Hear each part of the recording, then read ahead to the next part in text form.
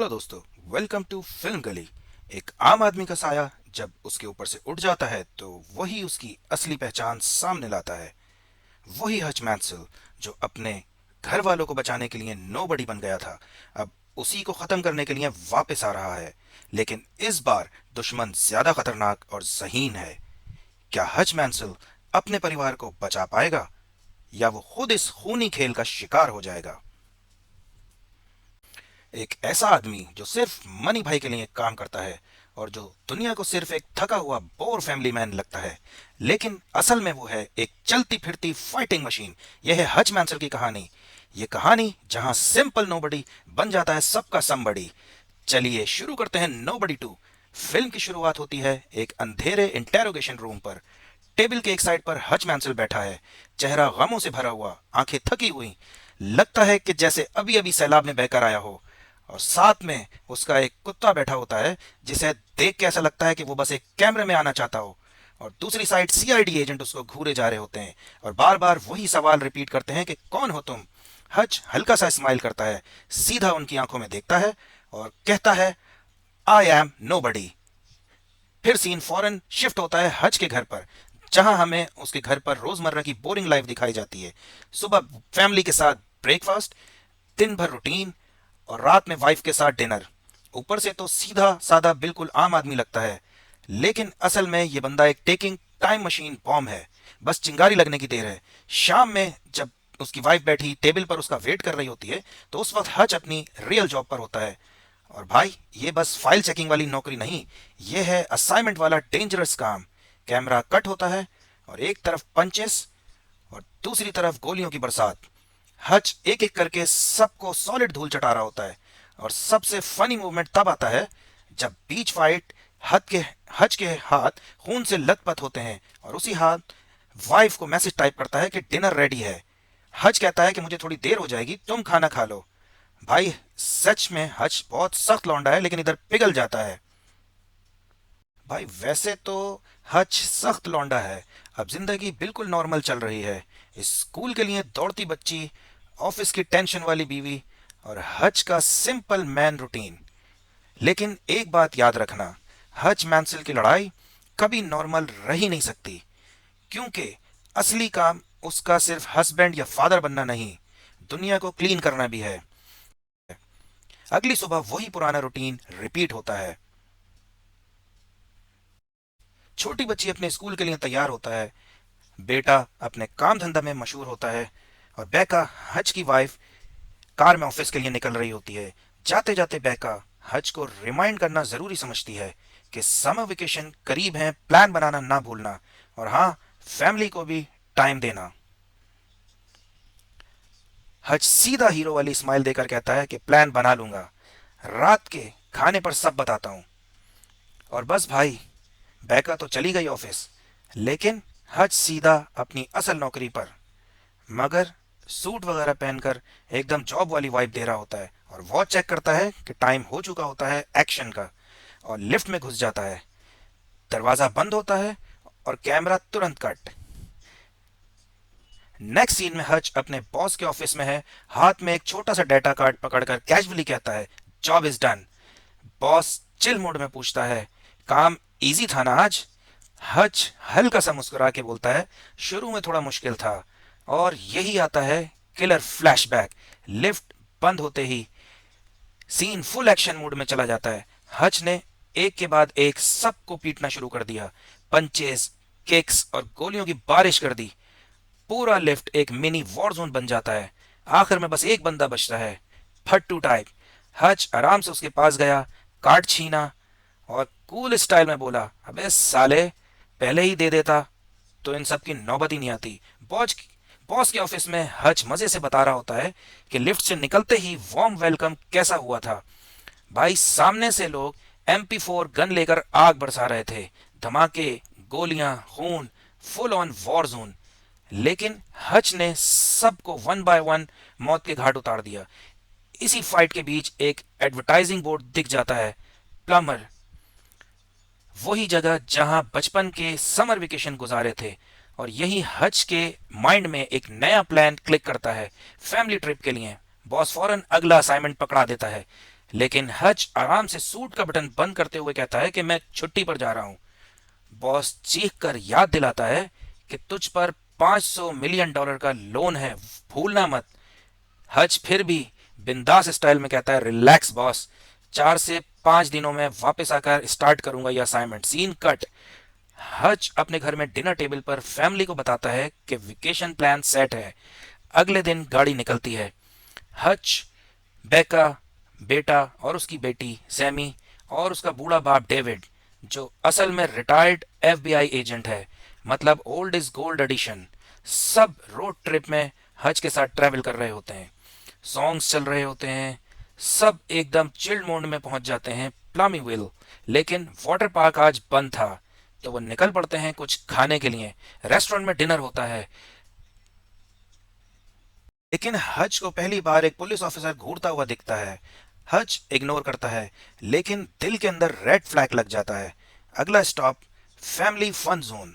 बच्चे टैम्पलिन पे उछल रहे होते हैं, shooting games, arcade lights, full मस्ती। उसका बेटा अपने गेमिंग स्किल्स दिखा रहा होता है, इतने पॉइंट्स बनाता है कि टिकट्स का ढेर लग जाता है। दो लड़कियां इम्प्रेस होकर उसको देख रही होती हैं। ब्रेडी हीरो बनता है, टिकट्स दे देता है, और बस यहीं से शराफत मुसीबत फार्मूला अप्लाई हो जाता है। एक टपोरी टाइप लड़का घुस आता है और कहता है, मेरी गर्लफ्रेंड को क्यों लाइन दी बे। ब्रेडी समझाने की कोशिश करता है, लेकिन उस बदमाश के दोस्त गालियां वालियां देना शुरू कर देते हैं। हज की आंखों में वो पुराना गुस्सा चमकने लगता है। बस अभी फुल एक्शन मोड ऑन होने वाला था कि बैग का उसका फौरन हाथ पकड़ के खींचती है और कहती है कि हज प्लीज चलो यहाँ से फौरन। और फैमिली वहां से फौरन एग्जिट की तरफ चल जाती है। सब सोच रहे होते हैं कि बस बच गए, लेकिन एग्जिट पर वही बदमाशों में से एक सैमी के सर पर एक हल्का सा थप्पड़ मार देता है। और भाई बस यही वो मोमेंट था जब हज के अंदर का नोबडी जाग गया। आंखों का रंग बदल गया, चेहरे की स्माइल गायब। हज वापस मुड़ता है और उन बदमाशों की धुलाई शुरू कर देता है। हर एक को बुरी तरह से पीटता है, मुक्के, लाते और धूम मच जाती है। लेकिन बात यहीं पे खत्म नहीं होती। असली प्रॉब्लम तो अभी शुरू हुई है। सीन कट होता है पुलिस स्टेशन पर। यहाँ की पुलिस एक नंबर की करप्ट है। हच और उसकी फैमिली को पकड़कर बिठा देती है, लेकिन गुंडे लड़के को छोड़ देती है। क्यों? क्योंकि उन बदमाशों में से एक वाइट पुलिस ऑफिसर का बेटा होता है। हच उन सब का अजीब बिहेवियर बड़ी मुश्किल से बर्दाश्त करता है। बस मन ही मन सोच रहा होता है कि अगर वाइफ से प्रॉमिस नहीं किया होता तो तुम लोगों की लाश यहीं चिपका चुका होता। वो फैमिली के लिए सब बर्दाश्त कर रहा होता है, और आखिरकार उन सबको छोड़ दिया जाता है, लेकिन वार्निंग के साथ। और कहा जाता है कि इस शहर से चले जाओ। जब हज फैमिली के साथ बाहर निकलता है तो वही करप्ट पुलिस ऑफिसर जो रेस्टोरेंट में भी हज को घूर रहा था, अपने कलीग से कहता है कि इसके पीछे बंदे लगा दो, इसको खत्म करना ही होगा। अगले दिन फैमिली फिर से पार्क में एंजॉय कर रही होती है। हज बैका को बोट राइड का आइडिया देता है, जो दिखने में एक बस की तरह है मगर है बोट। सब कुछ ऊपर से रोमांटिक लग रहा होता है, लेकिन अंदर ही अंदर हज उसकी तरफ आता हुआ खतरा देख चुका होता है। फैमिली को सेफ भेजने के लिए हज उन्हें एक अलग बोट पर बिठा देता है और खुद दूसरी बोट पर चढ़ जाता है। और वहां से फाइट का नया राउंड शुरू हो जाता है। बंदूक, छुरियां, खून, चीखे। एक पॉइंट पे हज की फिंगर भी कट हो जाती है, लेकिन फिर भी वो रुकता नहीं। एंड में सबको धूल चटाकर खामोशी से निकल जाता है। उसके बाद हज अपनी फर्स्ट एड करवाता है और फिर कॉल मिलाता है, सीधा अपने बॉस से कांटेक्ट करता है और पूरा डेटा निकलवाता है। यही ओपन होता है असली राज। शहर की पुलिस करप्ट है, ब्लैक मार्केट चलाती है, ड्रग्स, इलीगल डील्स और हराम का पैसा। और इसके पीछे खड़ी है एक डेंजरस माफिया लेडी, लैंडीडा, जो एक माफिया और खतरनाक बेरहम फाइटर भी है। हच अपने भाई हैरी मैंसिल को भी कॉल करता है। हैरी दिखने में तो एक आम इंसान लगता है, लेकिन लड़ाई के वक्त शैतान का दूसरा रूप बन जाता है। इधर दूसरी तरफ माफिया की डीलिंग चल रही होती है।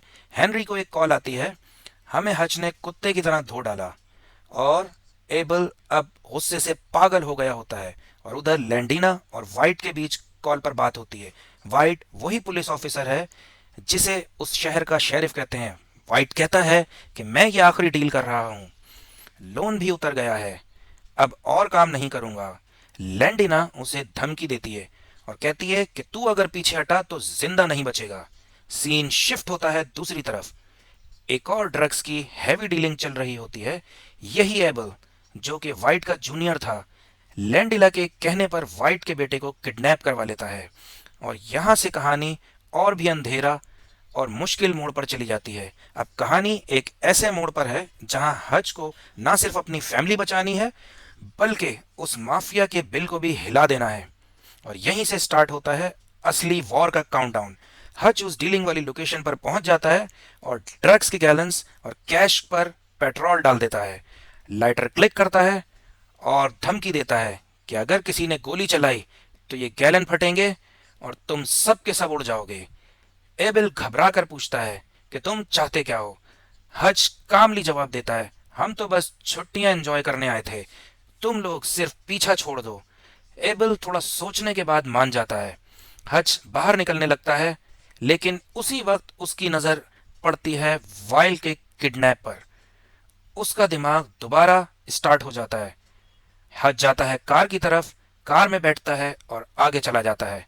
और फिर अचानक कार रिवर्स करता है और स्टार्ट होता है असली असाइनमेंट मोड ऑन। गोलियां, मुक्के, लाते और धमाके। एक तरफ जान बचाना, दूसरी तरफ जान लेना। हज सब पे भारी पड़ता है और वाइट के बेटे को सेव कर लेता है। एग्जिट करते हुए लाइटर फेंकता है और धमाका हो जाता है। बैंग! ये सब रिपोर्ट होता है सीसीटीवी पे और लाइव स्ट्रीम हो जाता है लैंडिना के ऑफिस में। माफिया क्वीन की आंखों में अब सिर्फ खून होता है। हच अब घर वापस आता है वाइट के बेटे के साथ, लेकिन वहां वाइफ बेका गुस्से में है। तुमने प्रॉमिस तोड़ा है हच, मुझे डिवोर्स चाहिए। हच समझाता है, लेकिन बेका एक शर्त रखती है, अगर अपनी फैमिली से प्यार है तो ये काम को पूरा करो और सब सही करो। हज सीधा वाइट के पास जाता है और उसे बताता है कि किस तरह उसने जान पे खेलकर उसके बेटे को बचाया है। अब वाइट सच्चाई खोलता है और कहता है कि लैंडिना ने मजबूर किया, वरना मैं कभी भी इलीगल ड्रग्स के काम में कभी नहीं होता। अब उसने मेरा बेटा किडनैप किया सिर्फ मुझे ट्रैप करने के लिए, और लैंडिना आती ही होगी तुम्हारे पास। हज को फील होता है कि अब फाइनल बैटल फिक्स है। दोनों प्लान बनाते हैं। एक जगह सेट होती है और बड़ा सिटी पार्ट पब्लिक को हटा दिया जाता है। फिर एंट्री करता है हज का भाई हैरी और उनका फादर डेविड। चारों मिलकर एक शिकारी जाल बिछाते हैं। हर जगह ट्रैप, बॉम्ब्स और जानलेवा सरप्राइजेस लगा देते हैं और अपना मिशन सेट कर लेते हैं। लैंडिला का game, war game is ready. और फिर एंट्री होती है माफिया क्वीन लैंडिना की। सबसे पहले एबल आता है, जख्मी लेकिन जिंदा। लैंडिना उसे ठंडे दिमाग से सोच के गोली मार देती है और कहती है, बेकार आदमी, मेरे किसी काम का नहीं। पार्क में धमाका स्टार्ट, हर तरफ गोलियां। हज के ट्रैप्स में माफिया उड़ते जा रहे हैं। हज के फादर डेविड टर्मिनेटर स्टाइल में एंट्री मारते हैं, मशीन गन उठाते हैं और पूरा माफिया स्क्वाड बना देते हैं। लेकिन वाइट को टांग पे गोली लग जाती है और कुछ ट्रैप्स फेल हो जाते हैं।